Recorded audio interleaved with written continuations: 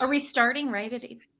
Yeah, we're Oh, live. awesome. He doesn't give us very long, does he, Liz? He's like, right, you're going live. Boom, we're in.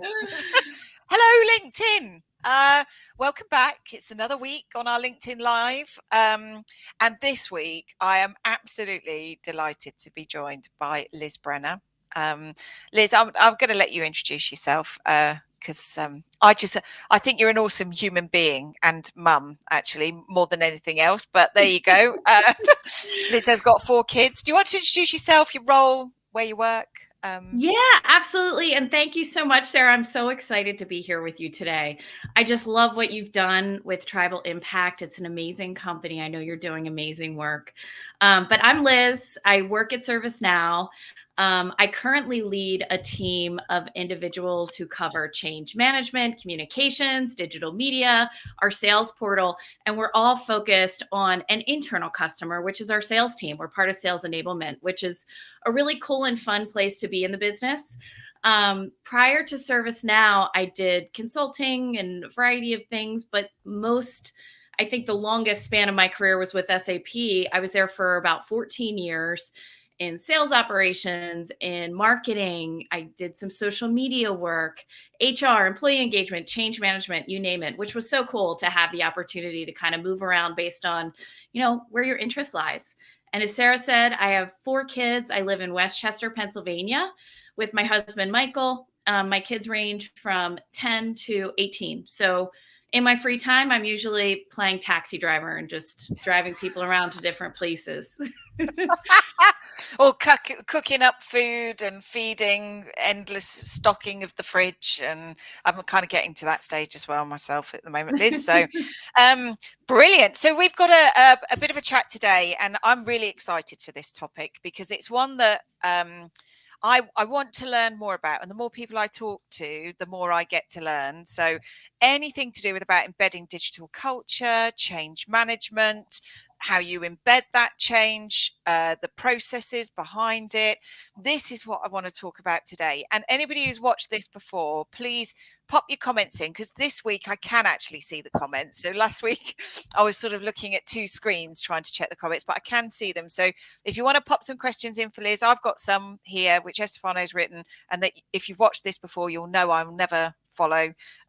So yeah, if you can pop them in, we'll see where the conversation goes. So thank you, Liz. Thank you very much for joining us. So, and also we turn this into a podcast. So anybody's listening to this, please know that we do this as LinkedIn Lives every week. So you can always, just jump in and watch the LinkedIn Lives on a Wednesday afternoon. So my first question to you, Liz, is probably a bit of a big one. I'm not sure you're going to be able to, answer it all in one go, but why?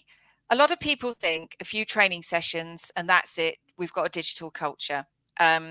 So we've had other guests on this. I'm going to call it a show. I think we've had a series now, so we'll call it a show.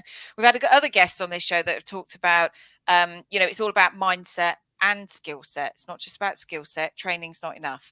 So can you talk a little bit about why change management is key to embedding digital culture, and the connection between the two, please? Yeah, absolutely. And I'll start with what is change management, because I think that's so important to understand. And I like to think about it as 3 things. And this is not my original idea, but it's a concept that's out there. But it's like the head, the heart, and the hands. So the head is all about helping people understand facts and figures, the case for change, why we're doing it. The heart is all about acceptance. So how do you get people to say, "Oh, okay, yeah, that makes sense. I'm on for the ride," right? I'm along for the ride. And then the hands is all about getting people to really apply the change. And it's taking them on that journey, from awareness all the way through to adoption to sustaining change. And when I think about embedding a digital culture or even like employee advocacy, it's like its own little change journey. Like you're trying to bring people along for this ride to get them to really get out there, put themselves out there, so that they're being these authentic brand advocates for a company. And that takes time. And I think a lot of the principles of change management apply to that digital culture and digital journey. Like you need leadership and sponsorship to be successful. It's got to be top down and bottom up. So you need, leaders to be role models, but you also need all these people to kind of come together and be employee advocates. So there's just a couple things. I almost think of it as its own change journey to be successful. Yeah, I do. That's really fascinating, actually, because you do need people, leaders, sort of demonstrating best practice, so people can look out and go, "Oh, okay, they're doing it. I can do it," or they're role modeling good behavior. But actually, a wave of change can happen within. I remember writing a blog actually all those years ago at SAP about how waves sort of they gain momentum, don't they? And Hmm. you just need to find your group of advocates that are already out there and doing it at the moment, and shine a spotlight and make that wave, give some momentum to that wave and help it happen. So there was a question there, though. You talked about the heart and acceptance. What if everybody's not ready to accept? Because no doubt there's going to be employees that maybe don't feel ready, or they might be resistant to change. So what happens there? I'm quite Yeah. curious. No, that's a great question, Sarah. And I think that's okay, right? Like we can't expect everyone to be ready at the same time. So I think that's the beauty of having a really simple change strategy that works, where we're able to kind of assess how we're doing, what's working, what's resonating, what's not, getting feedback from people. One thing I like to do is, if there's a big initiative we're working on, is set up a change champion network. So almost like that wave you talked about, how do we bring people together who are um, influencers across a company and use them as a sounding board for feedback, for input, for raising their hand and saying, "Hey, that didn't work at all." And I think that really helps. I also think it's helpful to have awareness and understanding as to where people are on their change journey. So are they aware? Not yet. Have they accepted? Not yet. That helps you, I think, too, with your tactics or interventions to help drive change within the organization. So you talked a little bit about that. So, and hi, Lucy. I noticed you popped the comments in there. So good to see you. Lucy, you come almost every week. Thank you. I know we're at a different time. We normally do this at 2 o'clock. So we're a bit early today. You mentioned there about this Change Champion Network. Mhm. You see, already I'm going off the questions. So I can almost see the steam coming out of Estefano's ear. So I'm sorry, but I am going to just ask you this. That's good for like qualitative feedback. um, what do you do for like quantitative? Can you even measure change management through quantitative data? Can you have data points? Can you do benchmarking?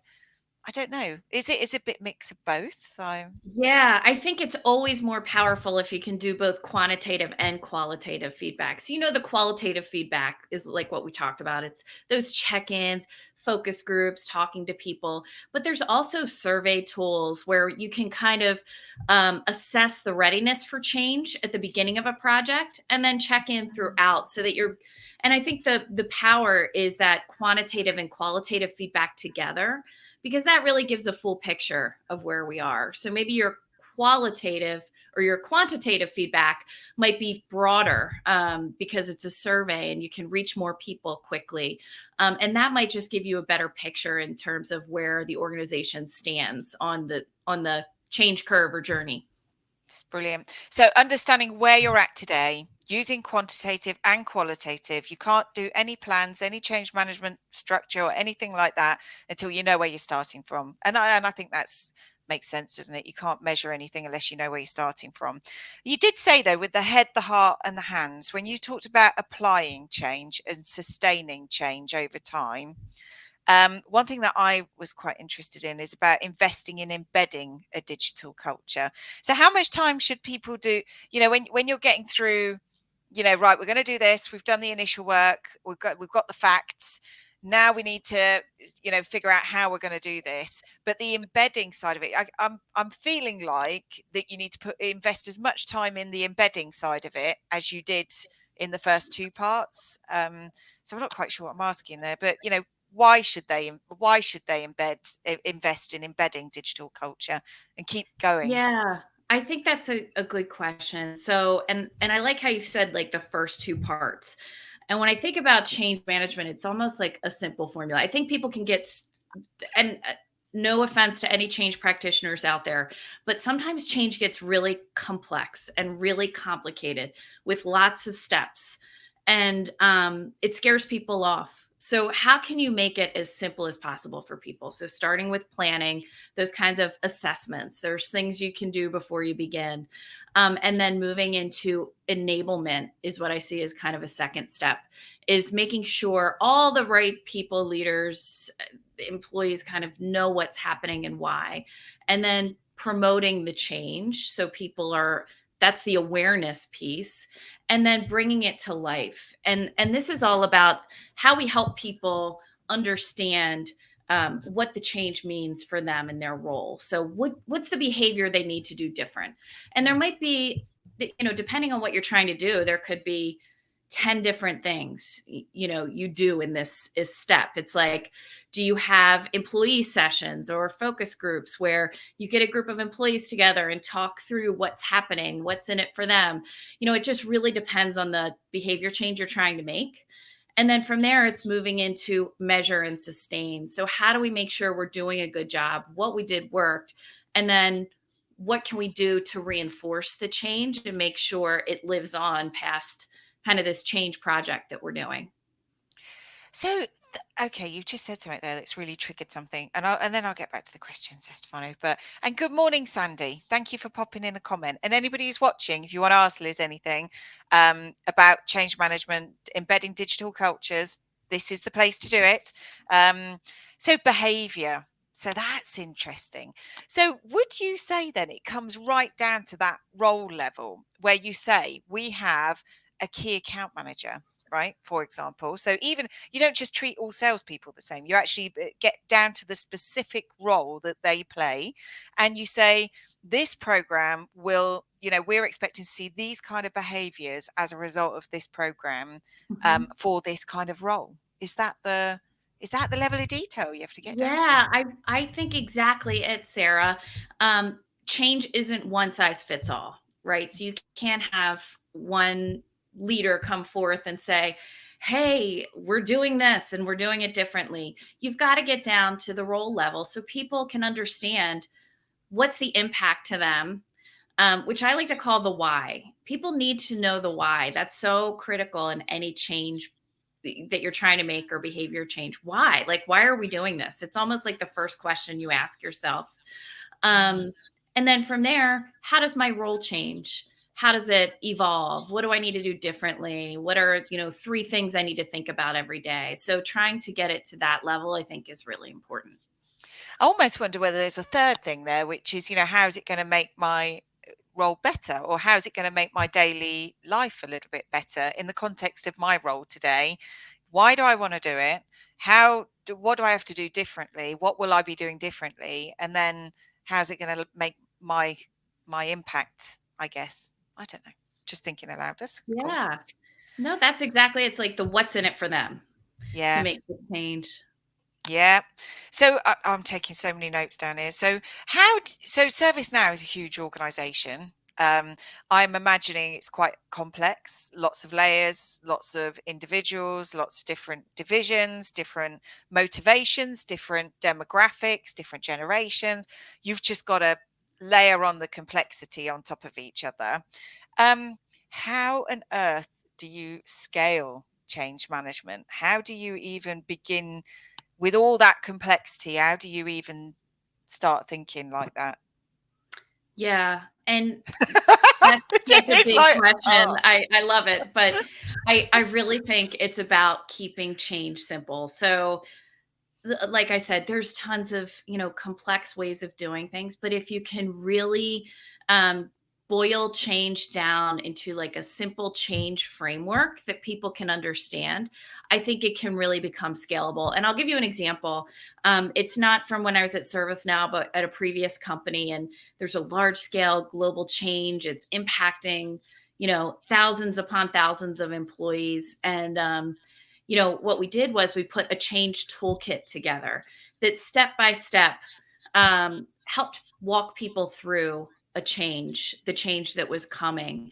And there were core teams in each region that we worked with and walked them through the change toolkit. And each step had all the tools and templates that they could take and customize for their audience, because it's going to be different, no matter where you go. You have to be able to be flexible.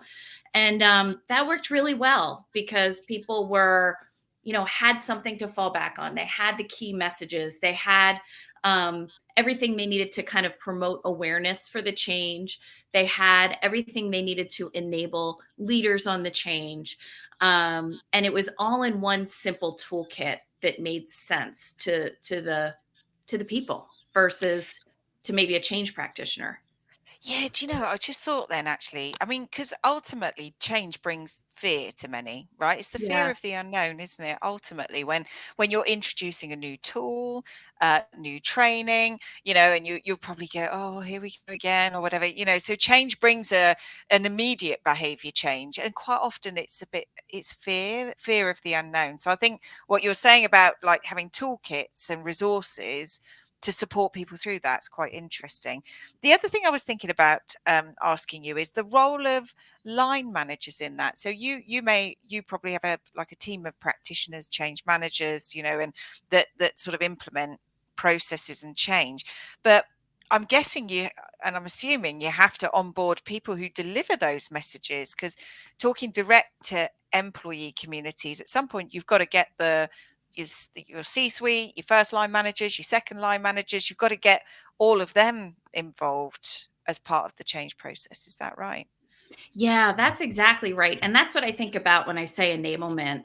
You know, if I'm an employee and there's a change happening to my role, the first person I'm going to go to is my manager. So we have to make sure those managers are really well prepared, well versed, understand what's happening. So that's usually the first target audience, to make sure managers are equipped to handle questions, understand what's happening and why, understanding the impact to their teams, so that they're ready to take questions. But even better is if we can get managers involved in bringing the change to life for their team. Can they have a session with their team where they're, kind of working through this together and what it means to their roles? That's the most impactful, because, people are hearing from it from their own team, and they can kind of work alongside their manager to make it real in their day-to-day role. Yeah, do you know that reminds me actually of a couple of years ago. We were doing some work with LinkedIn actually, and a customer around the importance of sales leadership and their role within change management, because you can give sales teams as much training as you like on how to use LinkedIn, how to use LinkedIn Sales Navigator, but unless you have sales leaders and sales line managers embedding that in every conversation, okay, and we did some pretty cool training around this actually, where the sales conversation changes from so much of how many calls have you made this week, how many, blah blah blah, but some of the conversations needs to switch slightly, which is, let's have a look, how many connections have you made? I see you haven't really shared anything this week, what's going on there? Or let's have a look at some of the engagements that you're getting. So you start to shift the language of sales managers to help implement change. That's just one example. But yeah, I don't think you can just bypass and just say, let's do training to, end users. We're going to change their behavior. It's like, oh, it's only going to change so much. You need to do other things to get them to really change. And Yeah, and it takes time, right, Liz? It takes it time. does. It It's not really going to does. And I like what you said there, Sarah, because the other thing, I think everyone wants to talk, like everyone wants the most senior leader to talk about whatever change is happening. And that's just not scalable and it's not realistic. So I think too, it's about who are the spokespeople across the organization for whatever change you're trying to make. So we get people involved at a couple layers down from the senior level so that they can also be spokespeople. People love to hear um, from their own leadership. But it doesn't always have to be the CEO or the, SVP. It can be, the VP, the senior director. It can be a few layers down. But I think, having those group of spokespeople too is also helpful. Yeah, someone closer to their day to day. So, and Laura says, "Hello, Laura. Thank you for joining us. Great point, Liz, on the role of the first line managers, because I think no change will be embedded, and specifically, social selling change or whatever, unless the sales managers are changing their language as well. Because if they're still saying, how many calls are you making, da da da da da, then that's going to drive the behavior. It's like, okay, I'll just revert to what I did before rather than shifting and changing the new way of doing things. So just something I picked up a couple of years ago. Um, so you talked a little bit about leadership there and stakeholders and senior leaders. So how do you get them? How do you get them to buy in? Because there is a lot of there's a lot of content out there currently. It's very topical about the digital culture and digital workplace, digital literacy, how we activate employees on digital platforms. Um, so how do you generally get leaders to buy into that Mhm. before you go into implementing some kind of program? So I think leadership and stakeholder buy-in is almost like an art and a science at the same time. So it's a science because data always matters. So, Mm, putting the right facts and figures in kind of the business case for what you're trying to do and the business case for digital culture is so important. Showing the impact to the business in facts and figures is huge.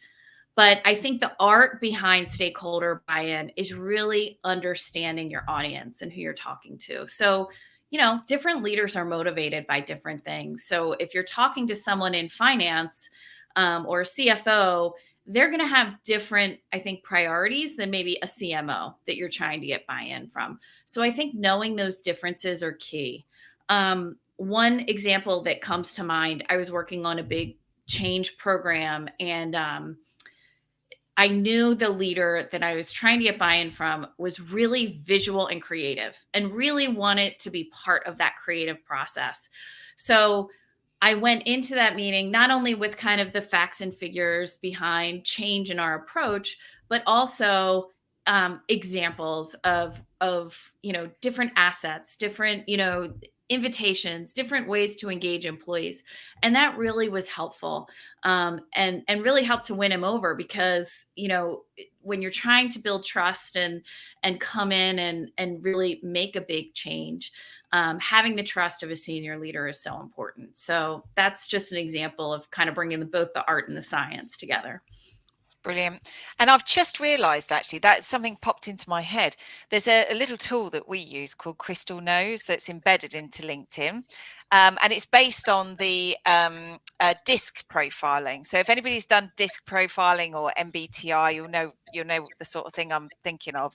But it's scarily accurate, and actually looking up the people that you're trying to build a business case for to see, it'll show you sort of not personality traits, it's not a personality tool, but it will show you things like back it up with numbers, keep it short and sweet, don't fuss about, and it will always help you to build that business case or how you deliver and present that business case depending on what sort of things that person is motivated by. So it just made me think then when you said that, Liz, I thought, oh, that could really help actually. That's really cool. I would love to learn more about that. Oh, that's brilliant. I'll send you a demo after, Liz. Oh, we love it. I'm a big advocate for Crystal Knows. It's fabulous, especially if people are in sales roles and they need to do some profiling before they do in mails and things like that. It's quite a clever tool. Another thing you said there, though, also reminded me of a conversation that we had with Anita Vaselli at Ericsson when she said, when you go to the CFO, they're going to want to know one of two things. Is this an investment? Is this going to cost money? And if Mhm. so, what's the return? Or what's the likely return? And the other one is, or is this a cost saving exercise? So you've got to come at it, which she says, when I go to the CFO, I go with either that case or that case. So, and I'll be ready with that because that's the language they understand. It's like, am I have to going to put more money into this, or is this going to save me money? Make the business case. Whereas a CMO might be motivated by a different Yeah. sort of case. So I love what you said there. You have to speak their language, which is so true. yeah, Such a great yeah. point. Yeah, I would say. Oh, hello, Kelly. Kelly's joined as well. Perfect question for the project I'm doing now. How to get buy-in from stakeholders. There you go, Kelly. Hopefully that helped you out. Bit of crystal knows, try and understand what makes them tick and present the information in the language that they understand. So yeah. So that's really cool. So this is the I've got another question, but I'm going to split it into two. How do you get employees engaged? And I think you mentioned, it's about sort of reaching out to them, talking to them. The why is big. You've already said that. But not every employee is going to be engaged, right? Not every employee Mhm. is going to be ready. So when you do a change management program, do you just have to keep going back and running it again to catch the next cohort and then going back and catching the next? Or do you just wait for them to be ready and then say, yeah, I'm ready for change? Or do you force the change, but you make it, how do you get employees engaged? And my second question, how do you keep them engaged? So, but I'll ask that in a That's sec. that's the magic. How do you keep people engaged? And there's no easy answer, I think, to that question. But I think when it comes to these kinds of programs, we talked about a couple of the things, like really sharing the why and what's in it for them, in terms of what are they going to gain by making this change, number one. So when we're talking about things like employee advocacy, to me, a big motivator there is, hey, I get to build my brand while I'm, sharing more about my company in social media. So that's such a cool benefit of an employee advocacy program, for example. I think also a key to engagement is understanding the motivations of your employees. So, I think in the basic awareness stage of any change program, it can't be one size fits all. So we've got to make sure we're doing things in a way that feels different and creative. Um, if we think about, I'm trying to think of an example, but getting really creative in terms of our approach and the way we roll it out is important. And then also, maybe people aren't just motivated by the why behind the change. Maybe there's like rewards or recognition that motivates them. How can we bring in those elements to really reward people for being involved and engaged in the change? So things like lunch with the leader, recognition on an all hands. Like, are there little things that you can do along the way to really keep people inspired and motivated to keep going with the change? Yeah, and I always that's an interesting one because we often get asked about rewards and recognition. And the people say, is it right to incentivize and to drive change?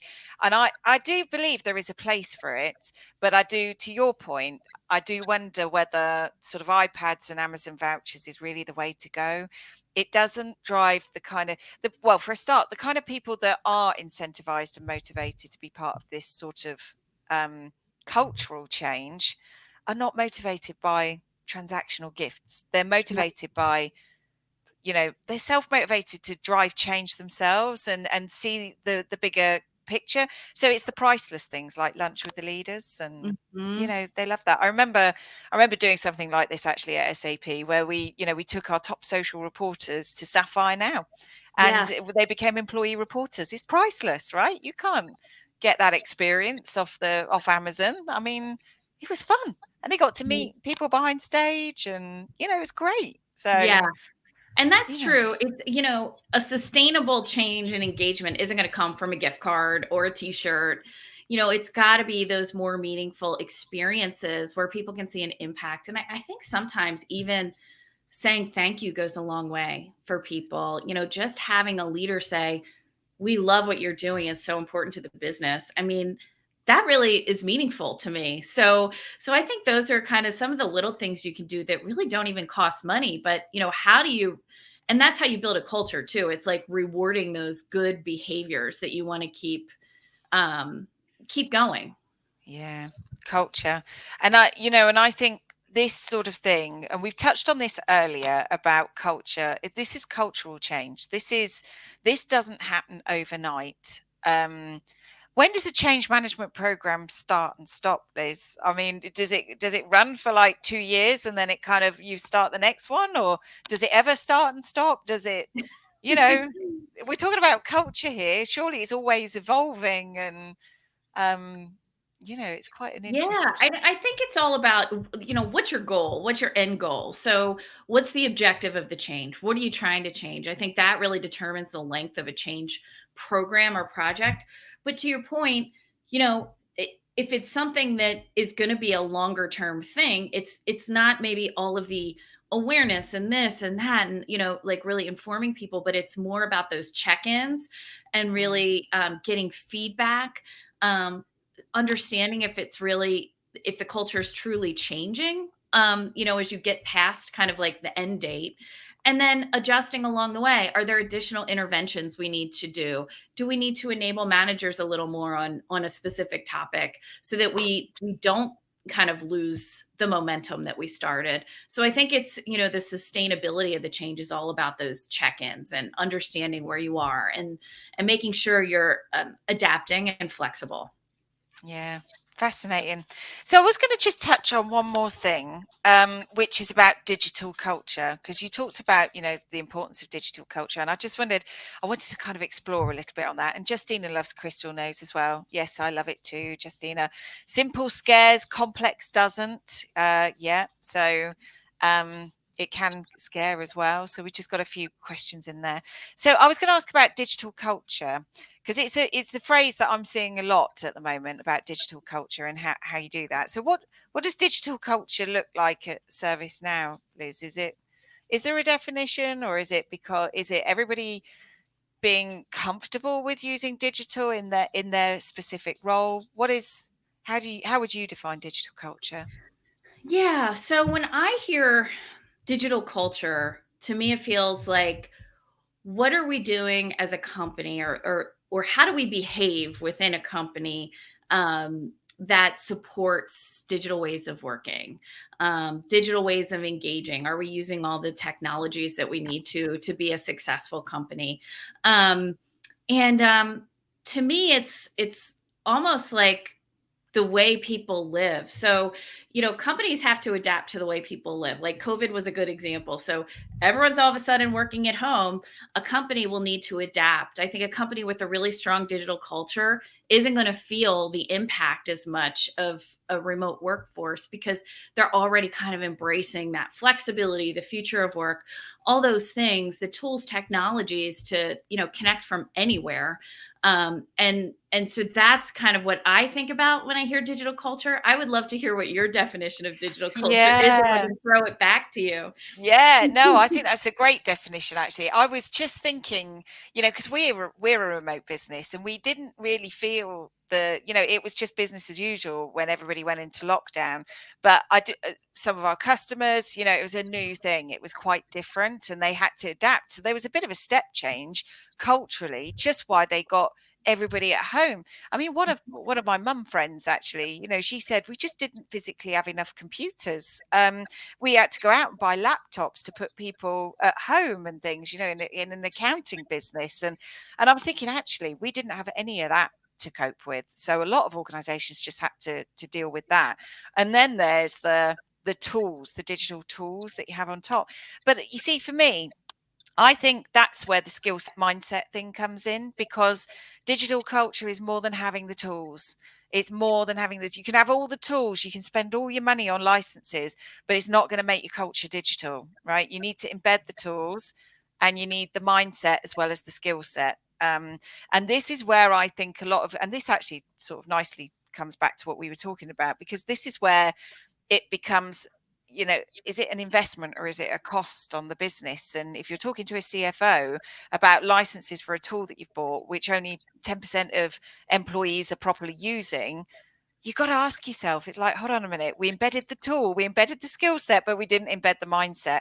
So I'll tell you where I'm at the minute with the whole digital culture thing. I think a lot of organizations have been forced into, through the pandemic, through the lockdown, to adapt a digital skill set within their Mhm. organization, digital tools. I think the culture, the mindset is yet to catch up. And this for me is what I'm experiencing right now, which is where organizations are like, okay, we bought all these tools, but they're not really working. What are we doing wrong? Or we thought we trained them, but they don't seem to remember what we taught them because they're not using them properly. We're having a lot of conversations like that at the minute, where I think the mindset is now catching up with the skill set. I haven't really thought that out until now, Liz, out loud. Hold on a minute. Whose LinkedIn Live is this? You're asking me questions now. It's like we've turned it around. But yeah, I think that's where I'm at. Yeah. And it does come full circle, because I think the mindset shift is all about change management. And how do you bring people along for the journey and get them to understand how to change in their day-to-day role and what they're doing. So I And love that's that. I the love bit. your definition. It's a bit waffly. I'll refine it down. But you put me on the spot, but then I put you on the spot, so that's okay. But I think, I do think I think that's what's happened, and that's where the change manager. And so what you're doing to me is you're cementing in my mind the reason we're having this conversation, because I knew there was a connection between change management and digital culture, and enablement, but I couldn't quite figure out what was going on. And I think that's really helped, actually, really helped. I think that the next bit for me that's missing is the impact on business and how you then tally that back to business growth. And that maybe is another conversation for another day. But I do think, when you do change management and culture change, you actually do have to tie it back to business growth. And I don't mean revenue growth. I don't just mean revenue growth. There's a lot more. I think we've touched on it in a couple of LinkedIn lives ago about the Great Resignation. But I tell you, senior leadership, they have big priorities around driving recruitment, talent acquisition, talent retention programs. Business growth is more than revenue growth. So I think tying these change management objectives back to more than just revenue growth is pretty key. Yeah, I agree. And it's almost about defining what does success look like at the beginning of this, and figuring out what's the real impact we want to have here. Like, why are we doing all this? And I think that's kind of helps get you in the mindset of, what's the impact to the business that we're trying to make? Because we always have to report our results. So what are the key things, the key impacts to the business that a change program is going to have? That embedding a digital culture is going to have? How can we bring that, bring those results to life for our leaders after we, do such a great job getting their buy-in? Mm. And for folks that are listening or watching, some of those metrics, I think, too often we look at things like clicks and engagements, and but they're metrics, right? And in the context of other metrics, they can be quite useful. But I think when it comes back to tying digital culture back to business growth, we should be thinking bigger, right? We should be benchmarking against the competitive landscape. We should be looking at things like share of voice, sentiment of conversation in relation to the brand. We should be looking at our talent acquisition strategy, our talent acquisition through employee referrals versus other sources, our conversions on our website, if we're talking marketing, through employee driven traffic versus other sources of traffic. Do you know what I mean? It's for me, this is where it gets really cool, because this is Yeah. correlating data across your organization. How do we know if we're getting a digital culture? How do we know if we're shifting our benchmarks? Yeah. Those are all huge, huge topics. But so important to what you're doing. So cool. I love to get into that.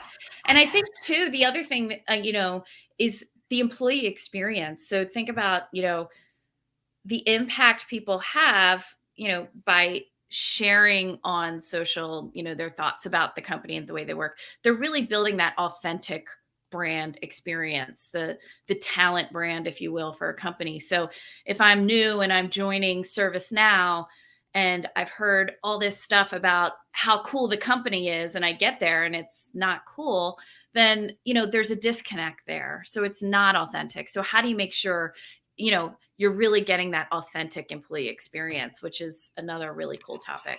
Oh, I love that. Right. Oh, my word. I love that. That's another thing that's going on in my head at the minute, which is about the employee experience and exactly what you're talking about. So, you go on glassdoor.com, you've got Yeah. rave reviews, 97% confidence in the CEO.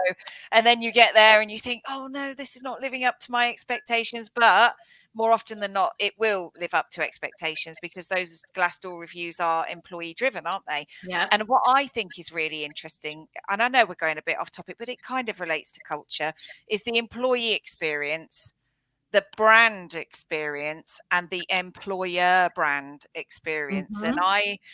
I think there's a connection there, and I don't quite know what it looks like or how it works, but there's something going on there because how the brand presents itself, how the talent team presents the brand as a place to work, but how employees are activated to be the authentic voice to back it up, to strengthen both. Some pretty cool stuff there. Maybe I should get, Love it. yeah. And they all have to be consistent, right? Because if they're not, it's like, okay, well, who's really who's really telling the truth, right? So they all have to be consistent. Otherwise, it's, something's not adding up with an employee culture or an employer culture. So, yeah, I love that. I love the Brand talent brand experience. versus the, employer value prop versus, the company brand. Bringing those three together really makes for the experience. It really does. So Kelly's left a question, I think, here. This is $1 million question for life, I think. So there you go, Liz. I don't know whether you'll be able to answer this one. How do you get people actually make a change that they want or is needed? How to get people to actually make the change that they want or is needed? You can have all the tools and the knowledge in the world, but to actually get people to put those tools and knowledge into practice is something completely different. So I think we kind of touched on this a little bit earlier. I think we didn't we. I don't know if you want to answer that, Liz. Maybe you Yeah, went on, Kelly. I can and join later. I think it's looking at this holistic change program. So it's not going to be one thing. It's not going to be, a tool. It's not going to be a talk with a leader. It's got to be a more holistic change program where, you're covering awareness, you're enabling managers, you're making sure people have the training, you're making sure people have the understanding of the why and what's in it for them. You're making sure that they can be part of the change journey. So, early on, making sure people have an opportunity for feedback. So they're part of the process versus just a change happening to them. So there's, it's all of these things coming together that I think really makes a strong change and gets people to actually make the change.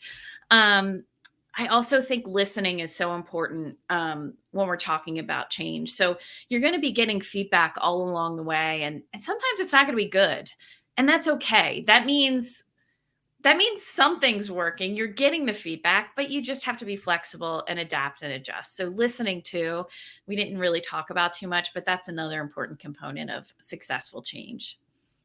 What is it? I'm curious, actually, Liz. Where do you go? What do you read? Where do you learn? To stay on top of this topic. I'm fascinated. Do you? Yeah, I love LinkedIn. So I'm on there with articles and all those things. HBR always has great articles around change, and Deloitte and McKinsey always come out with great articles around.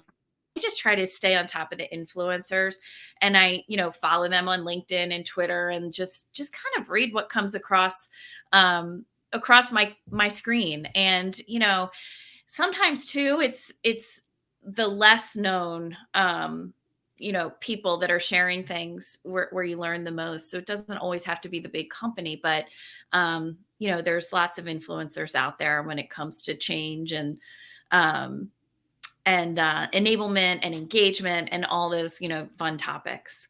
Super. This is me subscribing to all of that and finding those influencers after. So thank you very much.